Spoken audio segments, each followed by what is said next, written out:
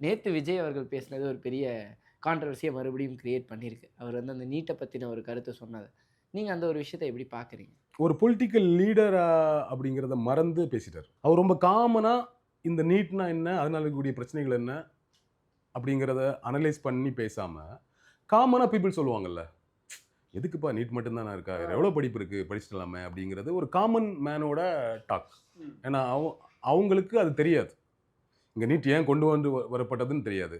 NEET வந்ததுனால எவ்வளோ பிரச்சனைங்கிறது தெரியாது. நீட் வந்ததுனால நம்ம ஸ்டூடண்ட்ஸ் படிக்க முடியலங்கிற விஷயத்த தாண்டி, இங்க இருக்கக்கூடிய மருத்துவ கட்டமைப்பு இருக்குல்ல, அதுக்குள்ள எவ்வளோ பெரிய ப்ராப்ளம்ஸ கிரியேட் பண்ணுது. வெளியூர்ல இருந்து டாக்டர்ஸ் இங்க வந்து படிச்சா, இங்க இருக்கக்கூடிய நம்ம ஆரம்ப சுகாதார மையங்கள்லேருந்து நம்ம ஒண்ணு இங்க கிரியேட் பண்ணி வச்சிருக்கிறோம். நம்ம நம்ம இங்க படிக்கக்கூடிய டாக்டர்ஸ் அங்க போய் ஒர்க் பண்றாங்கங்கிற ஒரு செட்டப்ப கிரியேட் பண்ணி வச்சிருக்கோம். ஸோ அது எல்லாமே அடி வாங்குதுங்கிற இந்த ஓவரால் பிரச்சனை ஒண்ணு இருக்கு. ஒரு பொலிட்டிக்கல் லீடர் இது எல்லாத்தையும் வச்சு தான் பேசணும். ஓகேவா? ஸோ அவர் அப்படி பேசாம, அந்த கூட்டத்துல இருக்க ஒரு பேரண்ட் மாரி பேசிட்டதா எனக்கு தோணுச்சு. நீட் மட்டும் தான் உலகமா?